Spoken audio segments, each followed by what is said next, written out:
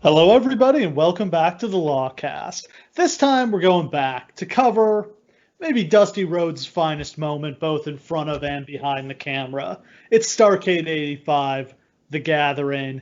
Cush, for me, there were no hard times watching this show. I thought this was great.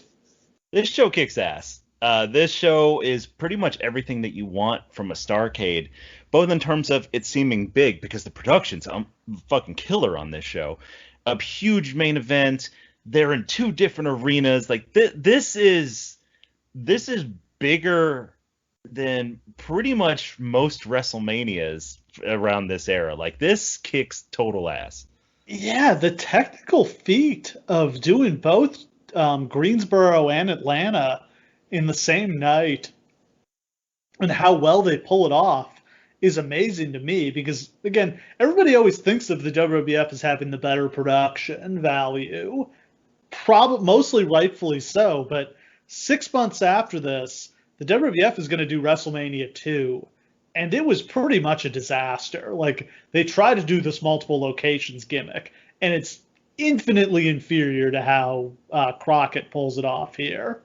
Oh yeah, Crockett blows them utterly out of the water. Like this is seamless. If they didn't tell you that it was from two different arenas, you probably genuinely would not have known.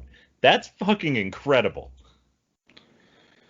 Yeah, and the they very smartly go back and forth each match. One match is in Greensboro, the next one's in Atlanta, so they don't make the crowd sit around for 2 hours watching a screen like they did when the WWF did WrestleMania from New York and LA and Chicago a couple months after this. The Yeah. much better, and they didn't. The WWF for WrestleMania 2 had different commentary teams in each city, which meant they had to have like celebrities on commentary.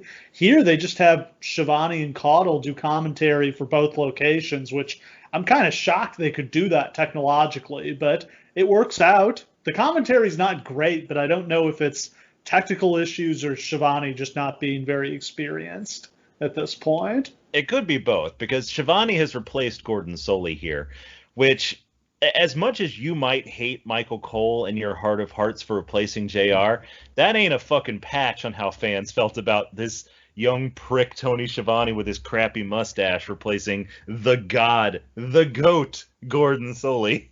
It just felt like this followed him around for his entire career. I mean, it literally did. Like, he gets booed on this show when he's doing the live run up at the beginning. It just doesn't feel like a time where announcers got booed. Like, not babyface announcers. No, like he's a representative of the company. And like people don't boo the company back in these days. But man, he's getting booed into the dirt. So, a lot of big and important things happening here. The Hard Times promo, the formation of the Four Horsemen. Ric Flair is still the NWA World Heavyweight Champion for 793 days. He has reigned at this point. Woo! That's a hell of a run. Yeah, he is. Yeah, been champion for a very long time at this point. 85 has been a huge year for Crockett. It's the year they took over the 6:05 Saturday night time slot from the WWF. They bought it from Vince, who needed money to finance WrestleMania and his national expansion. And the WWF wasn't drawing ratings in that time slot anyway, so they were ready to dump it. Which is just incredible. I mean, The whole thing really didn't work out for anybody. Didn't work out for Vince or Turner. Ends up nearly putting Vince out of business because it's one of the motivations for Turner to be the angel investor who buys WCW and keeps it in business and keeps subsidizing it even as it loses money every year until he finally gets them to go head to head with Vince. Like, it's kind of amazing the chain reaction it sets off. now there is this like line of thinking that people have that like why didn't Vince just put on a product that those people wanted to see? And the answer to that is really just that this was just one territory. And like Vince was doing this in every territory at the same time. Like Vince was trying to take over literally everything all at once. So he was just basically putting on a highlight package of the only product he actually paid attention to, which was his own. The problem with that is that in most territories, that his stuff looked way better, had much bigger stars, and was cooler than what the actual territory had been putting on themselves. This was the only exception. So it's not like he could have just dropped in and been like, all right, let me just outbook what they were already doing. That was never going to happen. Yeah, and it's just not plausible that they're going to put on a specialized show for regional markets. Like, just not going to happen. They had to. No. They were able to take their product national. Worked almost everywhere. Just didn't work in this one particular circumstance. But Crockett takes over the iconic 6:05 Saturday night time slot, which will continue until I don't know, the year 2000 when they canceled WCW Saturday Night. God, yeah, you're right. Yeah, 30 years, 6:05 Saturday Night was when wrestling was on. Now, you were basically a kid, and Saturday Night was pretty much like a joke afterthought at that time. So is that how you felt about it? I mean, I watched Saturday Night just because I was so obsessed with wrestling that like I was going to watch it anytime it was on. But no, it didn't have that special like place in my heart because by the time I started watching, like Monday night was when the wrestling was on because that was when Raw and Nitro were on. But for fans of a certain age and from a certain region, like 6:05 is wrestling time, and like Absolutely. when AEW did that random, they had that Saturday night episode of Dynamite. Because the NBA playoffs preempted their show on Wednesday, I half jokingly was like, they really should be starting it at 6:05. They absolutely fucking should have. It just And they're leaning into that too. I love these promos they put on Twitter where they have like Shivani in front of the old school backdrop and like they just do a straight up 1980s promo.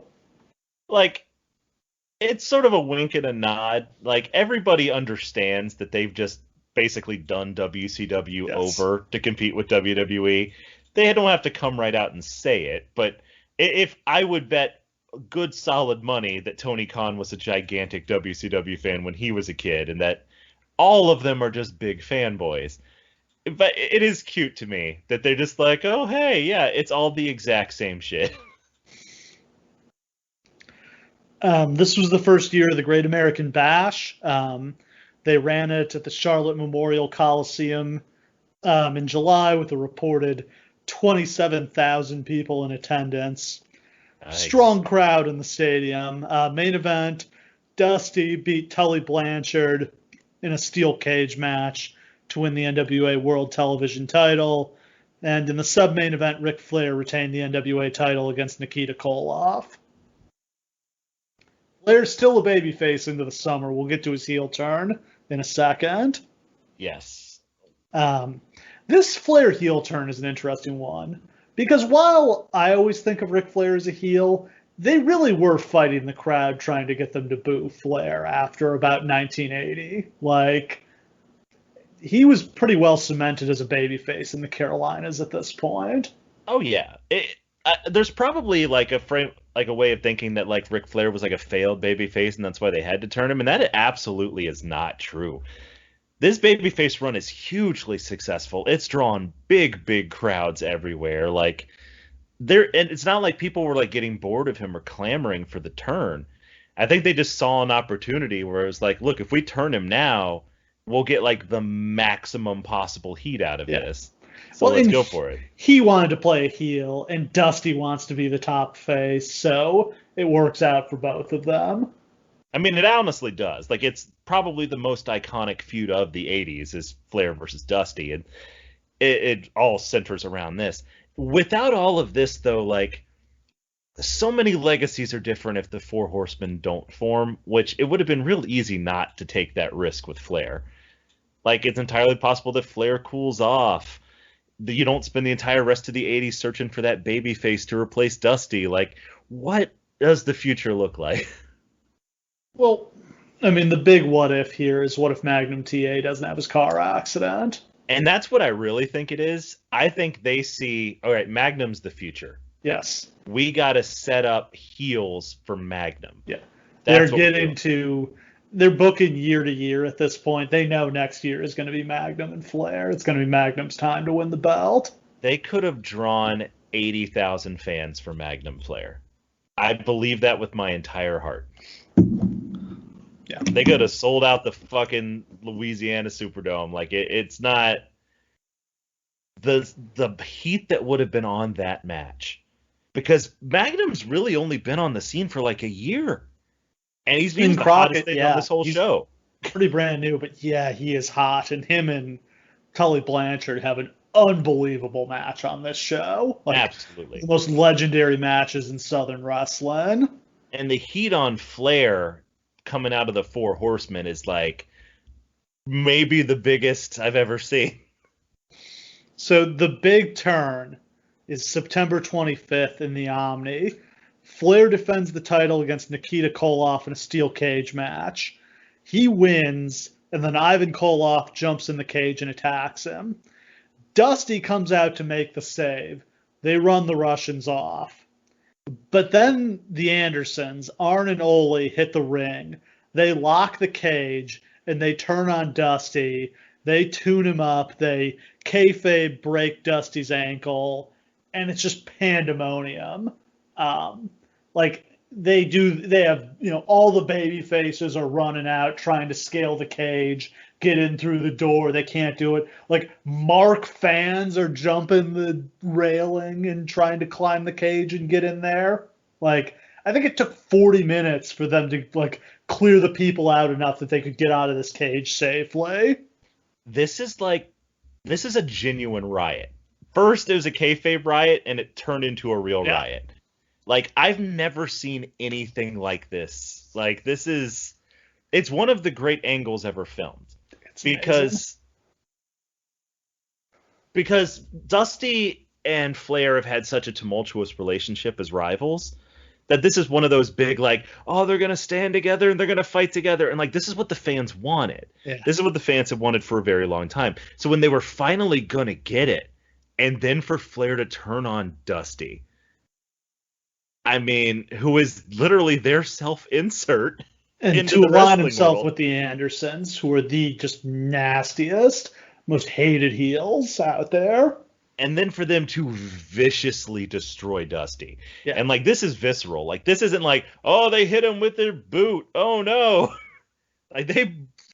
They appear to break his goddamn arm. Just a perfect angle. And just, the sight of Arn Anderson standing on the top rope, literally punching real fans in the face and knocking them off the cage so they can't get in. God, back when wrestling was real. These are live rounds, ladies and gentlemen.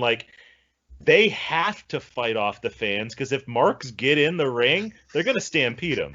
These guys, lucky nobody had a gun. I'm sure some of them had blades. And there had to have been This is why Gary Hart carried around a razor blade. This is why Jim Cornette loved it. Cornette loved his tennis racket because he could use it as an actual weapon if he needed to, and he had to on many occasions. He used to use it to knock the projectiles back at fans. Yeah, people would throw their fucking sodas at him, and he'd smack it back in their face. It's amazing that there weren't more incidents. And I think to some extent, as much as fans were trying to get in and beat up Ric Flair, there's thinking it's real, and then there's thinking it's real, right? You want to get in there and protect your favorite wrestler. You don't actually want to kill Ric Flair. No. To some extent, people understood. I've heard about stabbings. Sure. That was just a Saturday night back in the South, back in the day. Nobody got stabbed. You didn't do a good job. There wasn't any heat. I heard there's a gun pulled in Mid-South once, and it was when JYD was blinded. Yes, that's true. Tough spot for JYD to be in is he sees somebody's pulled a gun on Michael Hayes, and he can't save him. He can't sell it. Can't expose the business. You can't sell the fact that a fan has actually pulled a gun. Bill Watts would fire him. Yeah, Bill Watts would sprint out there and shoot him himself if he exposed the business. Sometimes you gotta take a bullet and go to your death, keeping kayfabe. A couple weeks later, Dusty comes back. He proceeds to cut the Hard Times promo. I think everybody regards this as one of the greatest of all time. And what is it about this that makes this so memorable? Part of it was, and like Dusty got a lot of letters from fans at the time that were like, no wrestler had ever really tried to appeal to my real life situation. This is the mid 80s, ladies and gentlemen. Life sucks. These are hard times in a lot of the country. Overall, like we're coming out of that early 80s recession, but in the Carolinas, the textile industry got absolutely decimated. In Texas, Atlanta, Oklahoma, the oil industry had gone bust. Like they were hurting. Auto industry was struggling. Like literally, this is their fan base. Like the working class has always been wrestling's number one fan base, especially in the South. God knows. So like Dusty actually appealing to those people was just such a masterstroke. But also he just taps into something here. Like most Dusty promos can be a lot like Rock promos in that there are a lot of enthusiasm and not a lot of things to say. But Dusty just gets himself like around an idea here that like, you fucking elitist prick motherfucker, you don't understand what it's like to go through hard times. This is a real shift I feel like for the Dusty character that had previously been much more flamboyant, ladies man, very like flashy. This is much more him embracing like that he's the son of the plumber, and this is I feel like what he's identified as subsequently, but like the old Dusty Rhodes from his previous peak was kind of a fat version of Ric Flair, I would say. He was trying to be Muhammad Ali, was what he was trying to be. Is like the American dream idea. Like he was, like when he wrestled as a heel in territories, like he would be like a flamboyant, gorgeous George type. Like it's weird to see him become like this hero of the blue collar, but it all boils down to this. Like Dusty's not unaware of what's going on. Dusty knows what the fans want to hear, and he gives them the hero that they're looking for. And like this one promo cements him in the minds of those fans forever. Like he could have just ridden this one promo for the rest of his career. And my favorite part, it's 3 minutes long. 3 minutes. Not unbelievably 15, condensed. Yeah, not 10, 3 minutes. Because it's a 1 hour show. They've got 42 minutes of TV time. Might have been 2 hours. It was 2 hours when it wasn't baseball season. But in any case, they weren't doing 15-minute promo segments back then. You got out there, you made your point. At one point, I had the entire promo memorized, and I would just cut it. Like, I would just be like, be at school, and I just bust out hard times. Because it doesn't take long. It's not a long thing. No. And it was just in the middle of like a normal TV show, man. Like, can you just imagine watching that live and just being like, wow. I mean, the thing is that this was an especially great one, but like Flair and Dusty were hitting home runs every week at this point. I mean, you can't express how much the matches are better today, but man, are the promos worse. Oh my God, yeah. Like the promos are infinitely worse. There are jobbers on this show who could cut better promos than main eventers in every wrestling company now. It's just not something that's valued or important or whatever. I don't know what it is, and you just don't get the practice you used to. Like anybody could go to a new territory and cut 40 promos and move on to the next one, and if they suck, they suck, and they can just move on and deal with it. But if you're in WWE, you cut one bad promo, they don't let you cut anymore.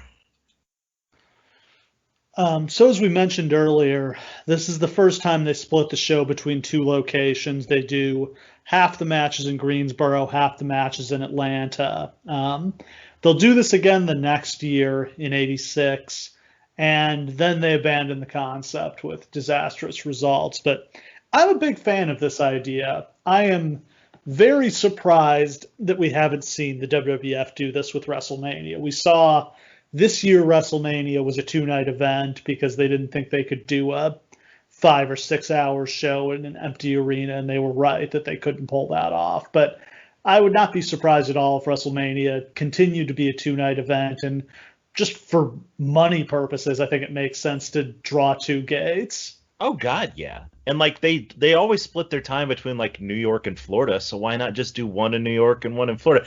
They have the technology to make it absolutely seamless. Like No problem. Like, the announcers could easily call what's on the other show. The fans could easily see and enjoy what's on the other show while they're in the other arena.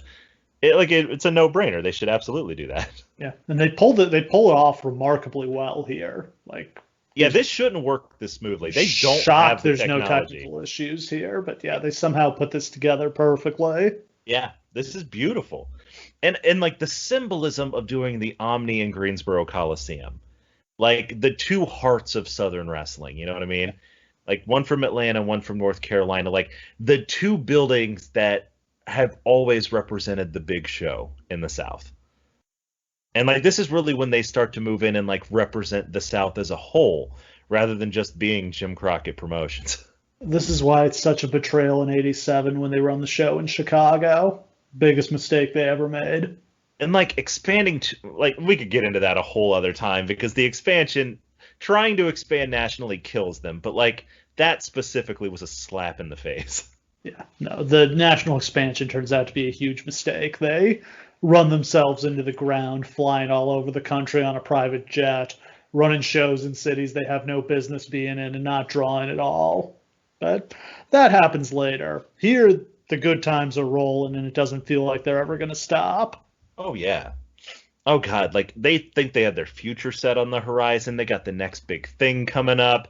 They got, like, the best possible marquee attraction feud in the whole wrestling world going on. Like, you're on top of the world. It can't get better than this. So they have to make a decision on the finish of this main event. They end up... This is maybe the most infamous Dusty finish. Dusty initially wins the belt, but the week after this, they'll give it back to Flair, ruling that it should have been a disqualification. It works out amazingly well here. They draw just enormous amounts of money by continuing the chase. So I don't think there's any issue with doing it here. I think the issue becomes that they will proceed to redo this about 1 million times in the years after this. Let's say the Dusty finish is an infamous term because what it becomes is shorthand for, well, we can't figure out what to do, so let's just lie. Let's just tell the fans one thing and then just do whatever we want the next week. This became like WCW Nitro Booking 101. Like, literally, like, whatever happened on the pay-per-view doesn't fucking matter. Nobody cares.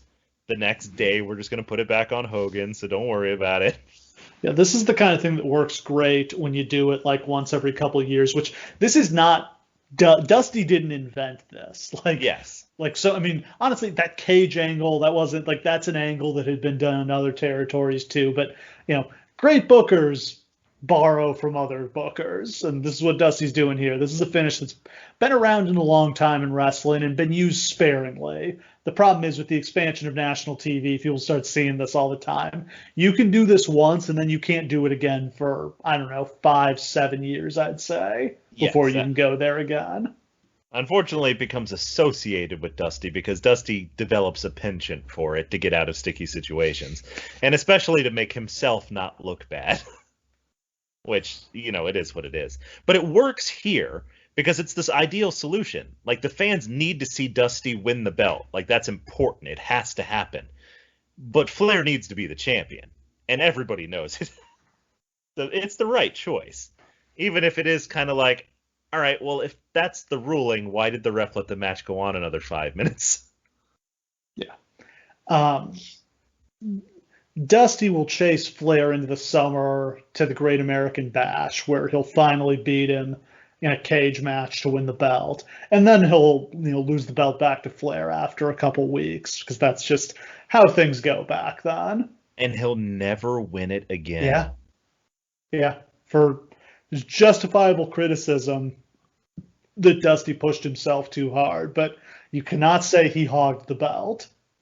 It's actually kind of stunning to think that, like, 86, 87 is kind of like the end of his real wrestling career. Like, he'll go to WWE and do the spell with the polka dots, but that's pretty much it. Yeah. Like, he only has, like, a really, like, 9-year run on top, and then he's gone. Yeah, I mean, he's not a young guy already by this point. He's not a young guy. Oh yeah, like, he didn't find the American Dream character until he was like 30. Like, he did a number of years in the 70s, just like, Wrestling as a Him and Dick Murdoch were a great tag team. But the yeah, he had West a Texas Rednecks. log run with Murdoch as the Texas Outlaws. Yeah. So to get into the show, Starrcade 85, The Gathering. It's Thanksgiving night, 1985. That's November the 28th. We're at the Greensboro Coliseum in Greensboro, North Carolina, and the Omni in Atlanta, Georgia. Both venues are packed, so they sell about 30,000 tickets between the two venues. Show is broadcast on closed circuit all around the South. Couldn't find a number on how it drew, but I have to imagine it was very strong. Oh, God, yeah. When did they actually start doing, like, real pay-per-views? 87. Starrcade 87, which is there's a long and twisted story to that we will get to next Thanksgiving. Yeah, we will. Very 80s opening with animated fireworks on the screen, and then a shot of a disco ball. Yeah, that's timely. Then we go to Tony Schiavone and Bob Caudle at ringside. They are in Atlanta. They throw to Johnny Weaver in Greensboro, and they talk back and forth between the locations. I assume this was just their kind of testing of this and also establishing to the audience how this was working, that they were going to be in both Greensboro and Atlanta. This would have blown my goddamn mind if I was watching it at the time. Like, just casually throwing back and forth between two locations with a live video feed, like, this is an accomplishment in, like, film. Yeah. I mean, you want to know what's crazy impressive is one of the Nixon-Kennedy debates in 1960. One of them was in New York and the other was in L.A. Damn. Yeah. The technology to pull that off in 1960 and have a pretty seamless debate is amazing. I'm still impressed by it here, and it's 1985. Yeah. I mean, the technology has come a long way in the time since then, but not necessarily in this venue. Like, people weren't really trying to do this in other walks of life. This hadn't really been the focus. Then ring announcer Tom Miller welcomes us to Greensboro. They have a marching band perform the Star-Spangled Banner. Then we open up with a match for the NWA Mid-Atlantic title as Sam Houston takes on Crusher Khrushchev for the vacant title. Buzz Tyler vacated the title when he left the promotion due to a pay dispute. Hard times for the Mid-Atlantic title. Oh, absolutely. I don't even know where this belt is in the pecking order, because I think obviously you got the world title, and then I think the U.S. title is the main title. Yeah. After that, so I guess this is belt number 3. You got the TV title too. I think I'd rather be the TV champion than the Mid-Atlantic champion. But what about the national championship? Is the national championship a Crockett belt? I think that was from a different. I thought that was a Georgia belt, but Georgia doesn't really exist anymore. I think Ole's still running some semblance of the Georgia promotion at this point. The biggest thing is, let's think of the national title as a Georgia title. There's way too many belts on these shows. There's too many fucking belts, man. Yeah. Like, how many sets of tag titles do we see on these shows? Just sometime go and look at the Wikipedia list of National Wrestling Alliance championships, because I was gonna read it off, but it's literally like 700 belts deep. Like, it's crazy. There's dozens of promotions. There's dozens of territories still at this point in 1985, and they've all got their main singles title. They've pretty much all got like a second or third singles title, brass knuckles title, a couple tag belts, junior title in some places. Like, yeah, I mean, and they just roll them out on these shows, and sometimes I don't even know if they're real or they're made up. Like, I'm sure in some cases they just like brought some new guys in and were like, oh, let's give them some tag belts. Just say they want them somewhere. Did you know that the NWA national title is still active? No. Wait, I think I might have known this. Is Trevor Murdoch the champion? He sure is, yeah. Love Trevor Murdoch. What the fuck? Why is this belt the one that survived? This was this and the Missouri title are the two I think of that were the most prominent after, obviously, the NWA World title. Oh, yes. Okay, so the national title goes away in 86 and comes back in 97. I was about to say, it can't possibly have been defended the whole time. No, the national title was the main title in Georgia. Okay, Um, got it. the Missouri title was the main belt. I mean, each promotion has to have its own primary singles championship because they're only getting the world champion a couple times a year. So you got the U.S. title in Crockett, the national title in Georgia. World Class had its, Texas Heavyweight Championship, et cetera, et cetera. Yeah, the problem is it really does get difficult to see like what's the pecking order with these belts. Like there's a tag team title match on this show where both teams have title belts, and I don't know which one's more prestigious. I don't know which one we should be gunning for. Yeah. But the other thing about these Starrcades is they are kind of a territory all-stars show. Yeah. So they are bringing in champions from other territories here. Like most of these belts are not around on a week-to-week basis. That's true. This territory. Crusher Khrushchev is Barry Darso, who was Smash from Demolition. Playing a Russian, but not really, as we'll see later. Yes, in the most hilarious promo I've ever seen in my entire life. Sam Houston has a cowboy gimmick. He is the half-brother of Jake Roberts, and he will later have a not very successful run in the WWF. Why is the referee dressed in bright yellow here? Steve, thank you so fucking much for bringing that up. You're not crazy, and you can see this color, right? I'm aware of what color he's wearing because it is outrageously bold. Ladies and gentlemen, this man is wearing a fucking disco leisure suit to referee these matches. He is dressed in Kill Bill yellow. Yes. I couldn't make heads or tails of it. I couldn't watch the wrestlers while he was walking around. And he's like this old man. This is not a terribly interesting match. Houston is quick and technically sound. Khrushchev is powerful. Houston manages to crotch Khrushchev on the top rope, hits him with a bulldog. He covers and he thinks that he's won. He gets up to celebrate, but it turns out Khrushchev got his foot on the ropes. Khrushchev then hits him with the Russian sickle. Houston gets his foot on the ropes, but the referee doesn't see it. Khrushchev gets a cheap win to become the new champion.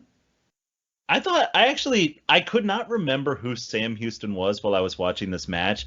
I just knew how familiar it sounded. So I was like, man, this Sam Houston guy, was he like big in World Class or something? Because I swear to God, like he's got potential and it's interesting.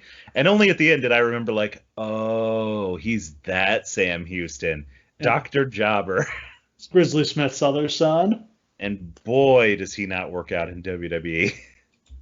Probably because he's like X-Pac size. Yeah, I don't know if he was. I'm not. They may have just hired him as a favor to Jake. I'm not sure if he was ever actually supposed to get a push. I mean, he got little pushes here and there before they finally just buried him. So that was in Greensboro. We jump over to the Omni for the next match. Again, this is definitely the best way to do a show that's in multiple locations. Absolutely. It's a Mexican death match between Abdullah the Butcher and Manny Fernandez. Guys, I want you to imagine what you think a Mexican death match is. With Abdullah the Butcher, you think it's going to be brutal. I guarantee you what you don't think is that it's actually a sombrero on a pole match. Because that's what this is. Not kidding. It's like straight out of the Vince Russo playbook. They literally take Manny Fernandez's sombrero and explaining that that's a big part of his cultural heritage, put it on a pole.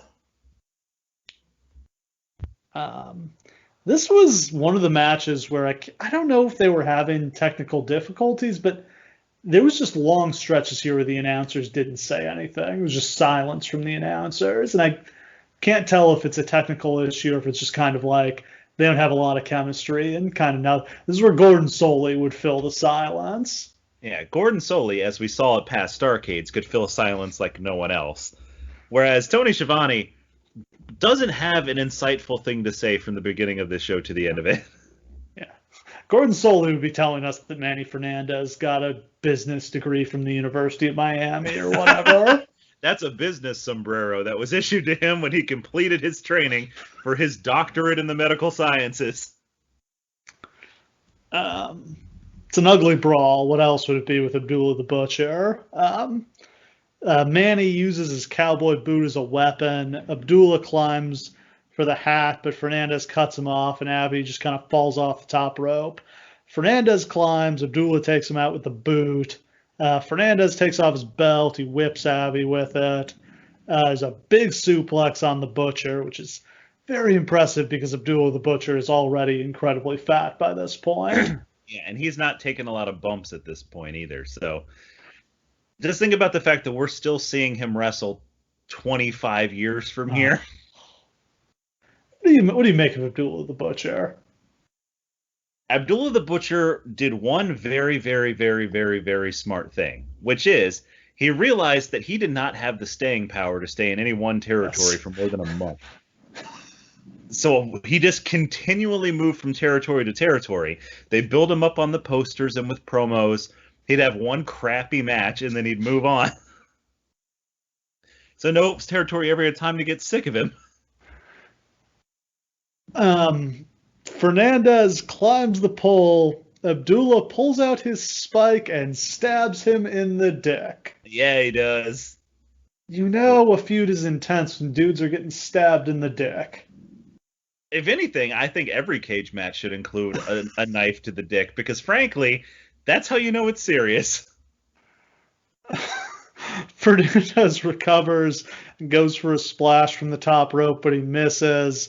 Abby misses a charge in the corner. That allows Fernandez to climb and pull down the hat to win. This was an okay match, but the stipulation was just laughable. And, I get that you can't have...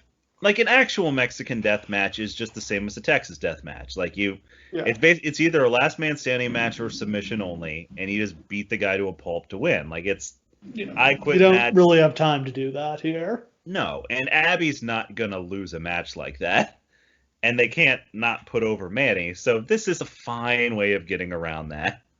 And Manny looked good. I'm surprised they didn't do more with Fernandez, to be honest.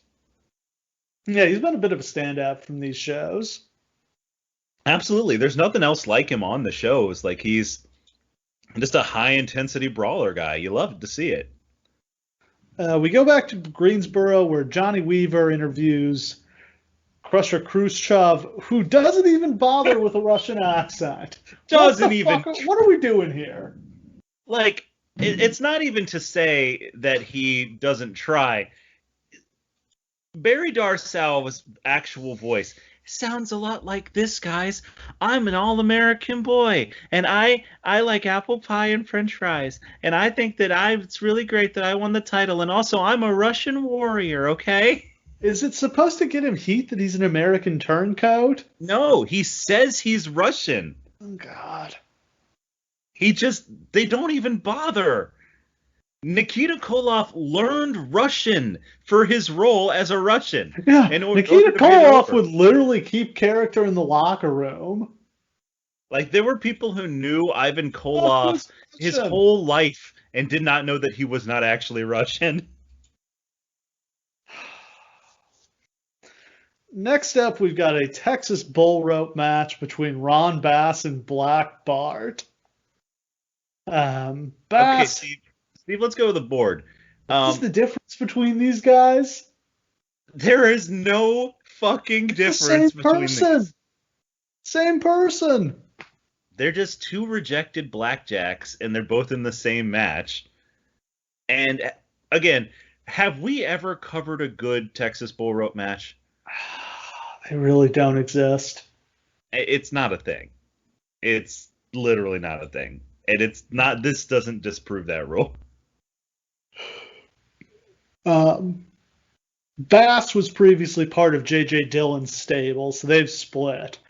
If Bass wins here, he gets a 5-minute bull rope match against Dillon. Unsurprisingly, this is a pretty bad match. Both guys blade. Announcers, again, get very quiet. Bass eventually gets the pin after he uses the cowbell as a weapon, which means he earns the right to wrestle J.J. Dillon for 5 minutes. Now, maybe it's just because I don't really give a shit about J.J. Dillon, but like this, it seemed like a lukewarm. Because once you win that stipulation, like what do you actually do? Like the only thing that you could imagine is that the babyface would then just pound the manager into a bloody pulp, but that's not a very babyface thing to do. Yeah, so what happens here is Dillon jumps Bass from behind and attacks him. He takes off his shirt, which no one needed to see. God no. Um, he then Bass makes a comeback. He hits some shots with the cowbell. The ref gets bumped, which this is no disqualification, so I don't know what this mattered anyway.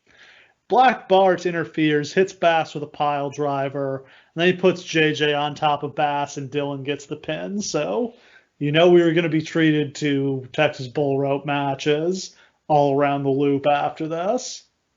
Goody. Enjoy that, Charlotte. This is just bad. J.J. Dillon is not good. I can't think of a manager who had more of a run in the business, who had less talent as a manager than J.J. Dillon. I genuinely can. It is strange. I never thought he was a good promo. No, he's not. He doesn't have charisma. You don't notice him. Like, he's at ringside. He doesn't draw the eye. Like, the fact that he was the manager of the Four Horsemen is incredible. Crazy. Yeah.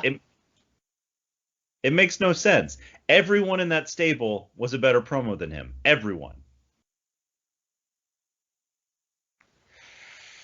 Next up, we've got an arm wrestling match between the Barbarian and superstar Billy Graham. It's at this point where I have to bring up that, like, the music on this show was a lot better. I can't tell if it's all dubs from WWE or if they had just started making their own dubs of popular songs at this point. No, I'm pretty sure they're still using the real stuff at this point. This sounded like a dub of the Final Countdown. It was, came yes. out too. Yeah. So I'm guessing Graham Countdown did actually do that. But like you can tell a lot of the songs people are coming out to are real songs. Because these are like some crappy WCW style dubs of those songs that we're hearing. They're still pretty good. Yeah, you can tell what the song is. Yeah, like you can see works. the crowd is reacting to the entrance. Yeah, you've got the song, and like they got lights, and like it's just such a better presentation. Like this puts actual WrestleMania 2 in the fucking dirt. WrestleMania 2 looks like shit compared to this. That's the thing that amazes me is the production quality of the entrances, where they're dimming the lights and doing light shows. Like again, they didn't do that in the WWF until the 90s. Like it's nuts that we saw this as like the tiny crappy production place. Yeah. Because WrestleMania looks like ass until like the Hoosier Dome. So first they're going to do an arm wrestling match, and then they're going to have a proper wrestling match. The winner of the arm wrestling match wins $10,000. They go back and forth. Graham ends up winning, and then Paul Jones attacks Graham with his cane, which gives Barbarian the advantage to start the match. Barbarian starts out in control until he misses a leg drop. Graham hits some right hands, but Barbarian cuts him off with a clothesline. Barbarian goes for the diving headbutt, but he misses. Graham locks on a bear hug. Barbarian is fading, but Paul Jones comes in with his cane for the disqualification. Naturally. Graham gets the cane away from him and hits them with it. Barbarian comes in from behind to attack him. Graham and Barbarian fight on the floor. Barbarian hits Graham with a chair.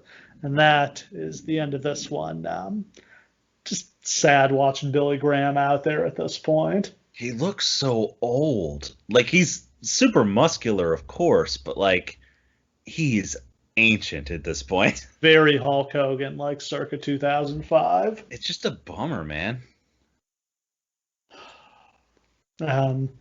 Next up, we've got a match for the NWA National Heavyweight Championship between Terry Taylor and Nature Boy Buddy Landell.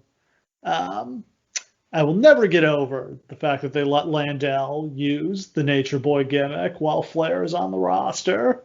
Imagine that you're so over as a babyface that A heel gets over by pretending to be you.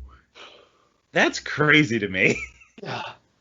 On the same show. Like, that might work if you're like, oh, well, everybody knows Ric Flair, but here in Alabama, I'm the nature boy. Yeah. But no, on the same shows as Flair.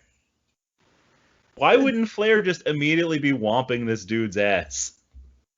At some point, they were supposed to have a feud. I think it's after this. Buddy Landel gets fired shortly after this for drugs, and then they bring him back and end up firing him again because of drugs. But at some point, him and Flair were supposed to have a feud, but it never happens. And then Buddy Landel shows up in the WWF in like 1995. Yeah, that was some weird shit. That was just part of like Shane Douglas, something with Shane Douglas. I'm looking it up now because I can't remember. He has like it's like a 30-second squash against Ahmed Johnson on an In Your House. He wrestles Bret Hart in a title match on Raw. I can believe that. It's probably a pretty good match. Yeah, he just tore his quadriceps and became a jobber after that. But like, he was getting a push. He had talent, just demons. Yeah. I don't know that story. Landel is the heel. Taylor's the babyface and the defending champion. The national championship is the top title in the Georgia promotion, which is formerly Georgia Championship Wrestling, now Championship Wrestling from Georgia. Absolutely. Taylor is in control early as he works the arm. Landel charges Taylor but eats his boot. It's a big clothesline from Landel to turn the tide. Landel goes for a suplex, but Taylor counters with a small package.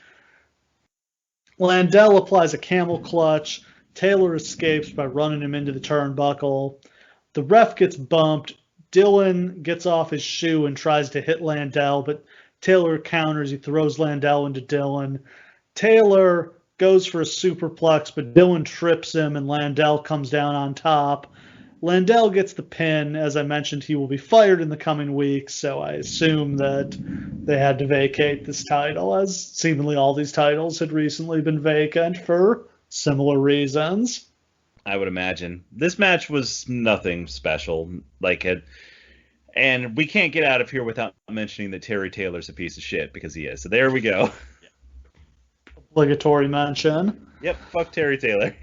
Next up, we've got a match for the NWA National Tag Team Championship as the Andersons defend against Wahoo McDaniel and Billy Jack Haynes. And Wahoo and Billy Jack are the Florida Tag Team Champions, but those belts are not on the line here. Wahoo had a Chris Jericho-like ability to attach himself to the next big thing. We've talked about Billy Jack Haynes before, but it's been a while. Holy shit, does he look like a star here. Of everyone on this entire show from top to bottom, only Magnum is in the same universe as Billy Jack Haynes. In terms of, you see him and you're like, oh yeah, that guy's the top guy. Like, obviously. Like, look at him. I remember you saying that promoters looked at Billy Jack Haynes and saw a Hulk Hogan level star. Yes. And having only seen him in the WWF, I kind of scoffed at that, but seeing him here, oh yeah, I can see that. And a lot of them hadn't dealt with him personally because he had only really wrestled in Oregon, which may as well be on Siberia. Yeah, exactly. So when he started coming and touring the South and stuff, people are like, who is this jacked god? We have to push him to the moon. And only after that did they find out that he's batshit insane. Wahoo quickly gets cut off and worked over. There's a long segment where the Andersons work on Wahoo's arm. Wahoo starts to fire up. He hits some chops, but he can't make the tag. He finally makes the hot tag, and Billy Jack is in for a minute, but then he tags Wahoo back in. Wahoo hits a big chop on Arn. Ole breaks up the pin. Ole then hits a cheap shot on Wahoo. Arn cradles Wahoo. Ole holds his foot down, and the Andersons retain. Would have been interested to see more of Billy Jack here, but I sort of feel like they were kind of avoiding him being in the ring. He's also very limited. He's not even Hulk Hogan level in terms of what he can provide in the ring. He's more Ultimate Warrior than anything, I would say. Weaver does a quick interview with Buddy Landell and J.J. Dillon, and then we've got our sub-main event of the evening. It's an I Quit match for the U.S. title as Tully Blanchard takes on Magnum TA. Magnum was the U.S. champion. He dropped it to Blanchard earlier in the fall. He is seeking revenge here. I feel like there's more to this story that I'm not really familiar with because, my God, is this a blood feud here? This is the shit. This is intense. This is a legendary match. Like, I feel like when I first started watching wrestling, like when the discussion would come up on wrestling forums, like what are your favorite matches? Like this was always listed along with like Steamboat versus Savage from WrestleMania 3, and it's an entirely different style of match from that. It's hard to overstate how hated Tully Blanchard is as a character. Both on and off screen. Yes. One of the most legendary heat seekers in wrestling. But it also just translated to the fans so immaculately. Like, most of the heels are at least respected to some extent, and mostly they can, like, turn it off and on. Like, you'll be a heel for, like, 9 months, go around the horn, come back, turn babyface, it's fine. Tully Blanchard never turned to babyface. No. He couldn't. He was like the Miz of his day, except even the Miz eventually turned babyface. Even Ole Anderson played a babyface at points. Tully Blanchard was like the anti-Ricky Steamboat. Just an impossible to like dickhead. And Magnum TA is everyone's hero. Like, he's basically a Southern Hulk Hogan. Yeah. That's what he's big, becoming. Jacked, handsome, charismatic. The women dig him. The guys like him. Whole package. He's got everything. And he can work. Yeah. This match kicks ass. I don't know if I have ever seen a match quite like this. You could not do this match anymore. Like, no major wrestling promotion in America would do a match like this today. It's brutal. Like, it would be very difficult to try to. Tully is accompanied by his valet Baby Doll. They start out with some wrestling, they pick each other's legs, and then shit starts getting crazy. Tully rakes Magnum's eyes, slams him into the cage. Magnum juices. Magnum turns the tide. He runs Tully into the cage. Tully comes up bleeding. Magnum gets the mic, tells Tully to quit. Tully responds by headbutting him in the dick. I laughed out loud. I couldn't help it. Brilliant comedic timing. Tully just pummels Magnum, screams at him to quit. Like, I Quit matches are always interesting to me. I think they're really good when the guys can really work the stick during the match, and this is just some crazy shit. Yeah, like the desperation to get the other person to quit. Like, a lot of times it's just a lot of the I Quit matches that you see, especially in WWE, it's almost like a weary, like, do you fucking finally quit already, or do we have to keep doing this? Like, this sucks. Yeah, these guys are like, quit, you motherfucker! I will literally kill you if you don't quit. Tully with an axe handle off the top rope. Magnum fights back. He wins a slugfest. Sets up for a 10 punch, but Tully counters with an atomic drop. Tully tells Baby Doll to throw him a chair. She does. It's a wooden one. I love a good wooden chair in wrestling. They never should have switched to steel. I know why they did. Oh, these wooden chairs are ridiculously dangerous, but God, I love watching a guy hit somebody with a wooden chair and seeing it just explode. Just the clatter of it as it hits the guy is so fucking satisfying. Tully breaks a piece of the wood off, makes himself a spike, and tries to stab Magnum with it. This is the sickest shit. A spike! Abdullah the Butcher is in the back going like, wow, that's fucked up. Yeah, Abdullah's horrified seeing this. Man, y'all need to settle down. Magnum fights him off. He gets the spike, and he jams it into Tully's head. Yep. And Tully finally quits. Now, here's the beauty of this spike. Nobody stabbed anybody with this spike. It wasn't real. They just pretended to, and you believed it because they sold it so well. I couldn't even really tell what it looked like because I was cringing in my seat so bad trying not to look at it. This is much safer than a chair shot. Much. This is safer than a DDT or a pile driver. This is a bajillion times safer than Brock Lesnar's shoot elbow in Randy Orton until he bleeds. Like, this is old school wrestling, and it worked. Yeah, this is what wrestling is supposed to be. Yeah. Is you creatively sell the idea of something hugely impressive and dangerous without actually doing it. No, I mean, really, nothing dangerous happened in this match. Like, blood is a little dangerous. Like, obviously, they don't take seriously enough the risk of blood-borne illnesses. They're, should really be testing these guys regularly to make sure they don't have anything. But, cutting yourself with a sanitary blade done correctly is not very dangerous. Like, getting thrown into this chicken wire cage is not dangerous. Pretending to stab each other with a spike is not dangerous. Like, they're working. We also haven't really mentioned the blood on this show. Every single match. After the very first match, I think there's blood in every fucking match for the entire rest of the show. Both rings are just soaked in blood. It's a joke. The ring is yellow by the time Flair and Dusty get out there. Yeah, like, it's way too much. It's ridiculous. This match deserved blood. It's a cage match. It's the U.S. title. Okay, I buy that. Like, I mean, you've also, man, did Dusty love to book gimmicks. What do we got here? We had the Mexican death match. We got 2 cage matches. We've got a street fight next. Yeah, Dusty. Texas we had the bull rope. Arm wrestling, bull rope. Yeah, Dusty loved him some gimmick matches. Ironically, because Vince Russo hated WCW and never wanted to watch it, those are the 2 people who have been closest in their booking philosophy throughout the course of their careers. Yeah.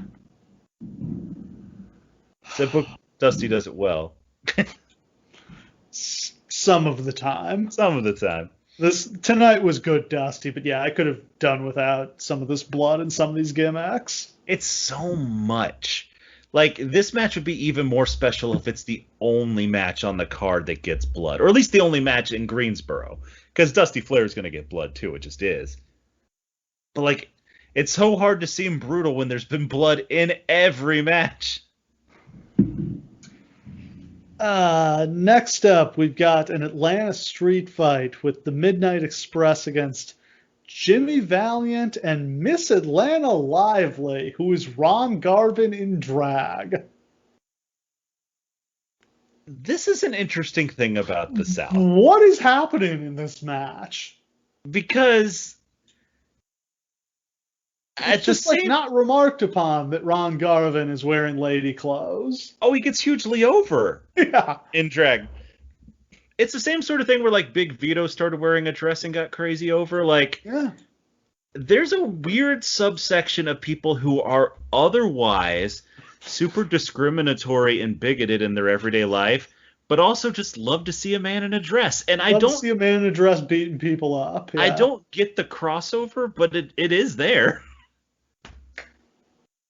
Yeah, it's just unremarked upon. There's nothing are we supposed to believe this is actually a woman? Is there a joke that everybody's in on but me? Yeah, they never mention that it's Ron Garvin.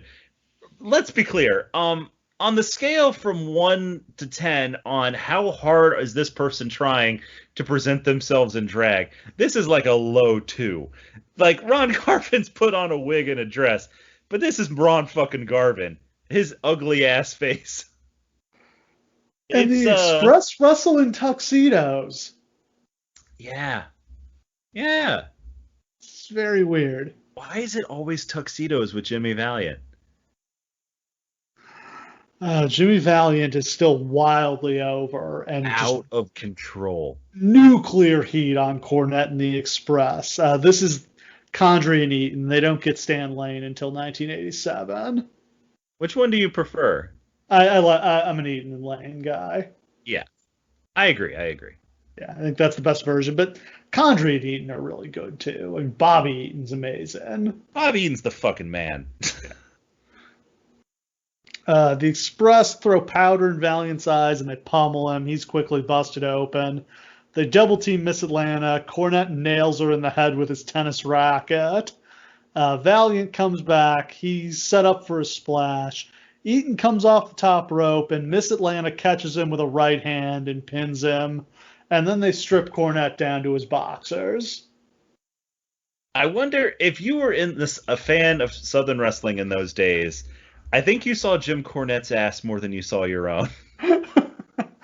Oh, nothing gay about stripping a dude in front of 20,000 people as they cheer. But see, this is what I'm talking about. Is that like a man in drag strips another man down to his underwear? Nothing gay about that. Cool. That's fucking good family entertainment. Good stuff.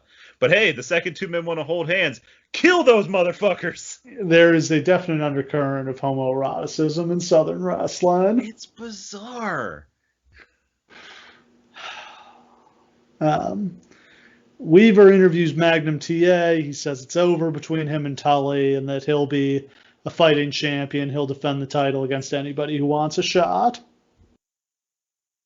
And then we've got a steel cage match for the NWA World Tag Team Championship because what this show needed was more cage matches and more tag title belts. It's weird that this match seemed like such kind of an afterthought on this show almost. Because, I mean, we're talking about the Rock and Roll Express in the mid-'80s. Like, this could have drawn a house on its own. I mean, the crowd went wild for the finish here. Yeah. Yeah, it's Ivan and Nikita Koloff against the Rock and Roll Express. This is the Greensboro main event. Dusty and Flair are wrestling in Atlanta. Don Kernodle is in the corner of Morton and Gibson. That's a feud reaching back to the previous year where his brother and Ole Anderson fought in defense of him. Gotta love that a feud could just be still going after a year at this point. That's what I really, really like, is that it's not just the feud, it's just the character progression from feud to feud in this promotion makes a lot of sense. Like, people just kind of drift into different feuds that correspond with this guy who is feuding with this other guy, and like it all feels very natural. Even though it's a cage match, you have to tag in and out. Nikita obviously overpowers Ricky Morton, but Morton manages to hit a crossbody. He then puts on a headlock, but he gets crotched on the top rope. There's a tag to Gibson. He slams Ivan. He follows up with a knee drop. Morton and Gibson make quick tags to keep the Koloffs off guard. Gotta love those tag team specialists. Yeah, you do. Gibson runs Ivan into the cage twice. Hello, Juice.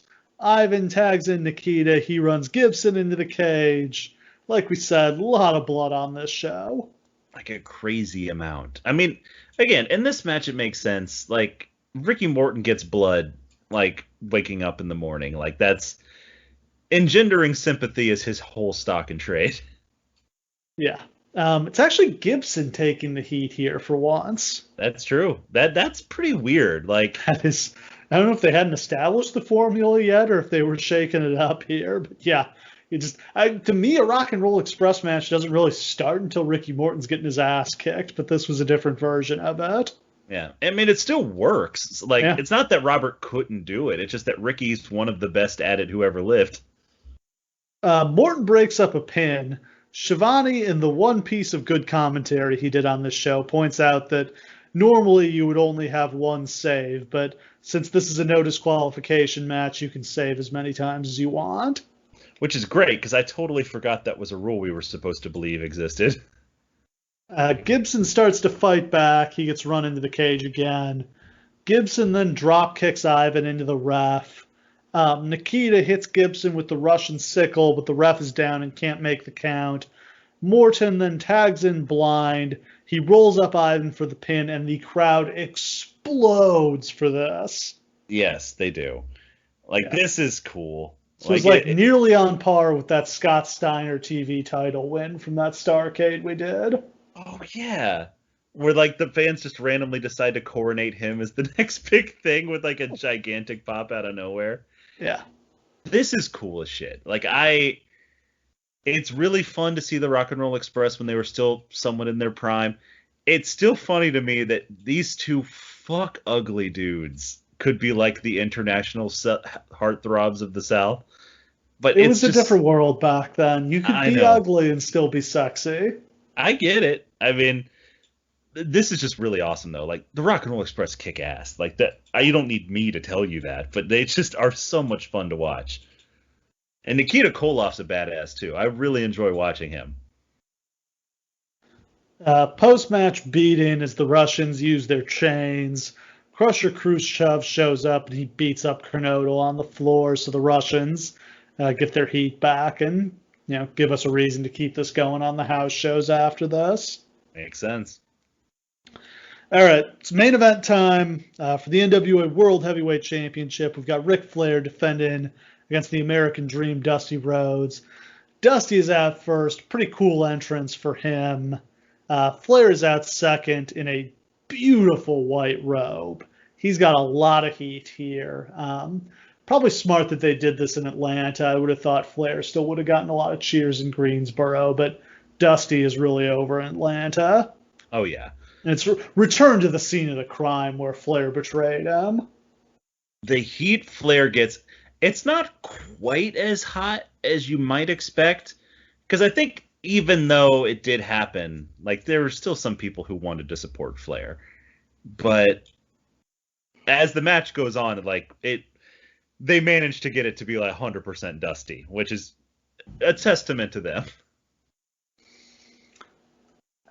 Dusty scores with a big right hand to kind of draw first blood. Metaphorically, not literally, I should point out.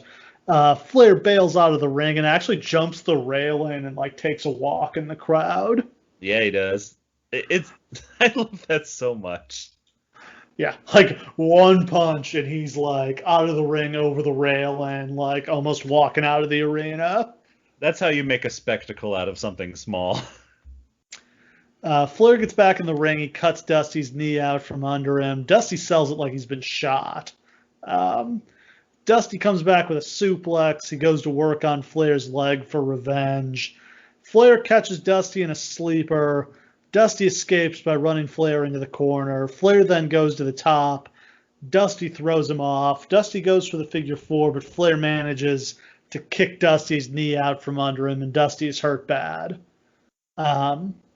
Dusty sends Flair into the corner. Flair does the Flair flip all the way out onto the floor. That is low-key a pretty big bump, especially back when they don't have mats on the floor.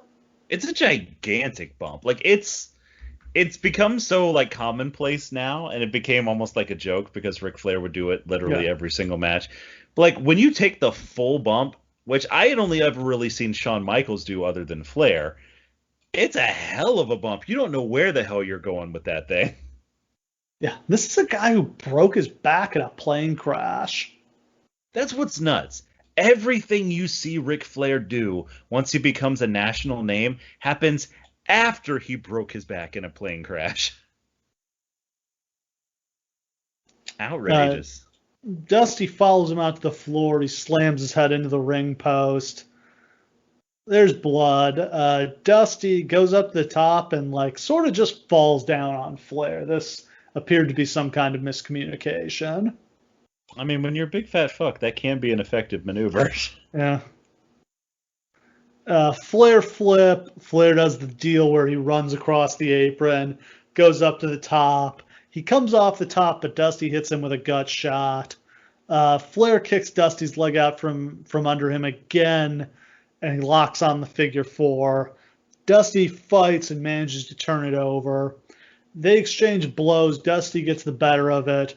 Dusty scores with a clothesline. Both men are down. Dusty covers. Flair kicks out. He propels Dusty into the referee. and Tommy Young is out cold. Dusty now locks on the figure four. Arn runs in. He hits Dusty. Flair covers. Second referee comes in. He counts. 1, 2. Dusty gets the shoulder up. Crowd loses it. Oh, they thought that was the finish. Oh, yeah. Would have made all the sense in the world for Dusty to get fucked over here. But Flair goes to pull Dusty up. Dusty rolls Flair into a small package, gets the pin. Dusty Rhodes is the new NWA champion. And all is right in the world. Like, it's almost like relief from the crowd because, they are so outrageously happy. It's beautiful to watch. I love they have a ton of baby faces run out to celebrate with Dusty. I always love this. Yeah, I don't know who like any of these jabronis are. Like they send out the B squad. All Dusty's friends, and Flair's helped to the back by Arn and Ole. And Flair's got that thing going where he's bled so much that his entire hair is dyed red in the way only he could do. Of course, we know the belt is going to be returned to Dusty. I think on that, it was either that Saturday or the Saturday afterwards. Belt will be returned to Flair because Dusty was disqualified. I don't really know what Dusty was disqualified for. I guess they said he hit Tommy Young. Yeah, maybe. I thought it was. I thought it was that Flair was disqualified because Arn interfered, but Tommy Young wouldn't have seen that because he was knocked out, and refs don't have instant replay. So I don't know actually. Yeah, I think it had to be like they disqualified Dusty because he got like knocked into Tommy Young. But I mean, lame, but it worked. I mean, they drew it. It got a ton of heat. Flair gets the belt back. I mean, obviously, they could have just had Flair win the belt back in 2 weeks because the Four Horsemen helped him. But this was even more heat that he just got the belt handed back to him, and Dusty had to keep chasing him. And that just, like, injustice was the whole thing that Dusty was building this program around. It's like, I got to work 10 times harder to get where you get. Yeah, because he's the working man. Yeah. So, like, it made total sense. And there's something to be said for this little, like, light in the darkness type thing. Yeah. Like, just because it was short and, like, fleeting does not mean that it did not mean everything to the fans in attendance that night, who will always remember that they watched Dusty Rhodes beat Ric Flair for the title in a cathartic moment. That's the thing is, anybody who was there, are any of them going to be like, oh, but yeah, Dusty had to give the belt back? No, you don't remember that part. That part's not important. It's like when Luger beat Hogan for the title on that episode of Nitro. Like, yeah, he dropped it back immediately. It's a moment. But it's a moment. Like, you take the edge off the heat a little bit, and then you build it back up afterwards. But you can't just be all heat all the time. You got to have happy endings sometimes. No, knowing when to hit the release valve is really important as a booker. Like, you can't book so much heat the fans lose faith. Yeah. Like, that was Kevin Sullivan's job with the NWO was sort of the masterclass of that, because he played it right up to the line so much. Yeah. Where, like, WCW almost looked completely pathetic and hopeless, but every once in a while, you could believe. Until finally Sting came and evened the odds. We go back to Dusty's locker room where he's enjoying a champagne celebration with all his friends. Dusty dedicates his win to the auto workers, the textile workers, and all the other blue-collar people across this country. That's nice of him. And that's it. They roll the highlight tape, and we are off the air. That is Starrcade 85. I would say a big improvement on the previous year. Was this as good as the first one? The first one's still better, I think. It still had the benefit of being new. And like everything about it felt new. And I feel like they had a lot bigger stars on it too. Like, despite the fact that this has Magnum TA and the Rock and Roll Express and all sorts of stuff like that, it still felt like 83 was like a bigger deal. But this is great. Like, this should have been the template for every Starrcade to come after this. The production was awesome. They had hella big stars everywhere. Like, everything was good. You tone down on the blood and you have a show that you can replicate forever. Yeah, I think 86 would have been a worthy follow-up if not for Magnum's car accident, meaning they had to make up a new main event on the fly. 86 is the night of the Skywalkers, so you've got the Midnight Express against the Road Warriors in the scaffold match, and then Flair and Nikita is the main event. I believe that was in Atlanta.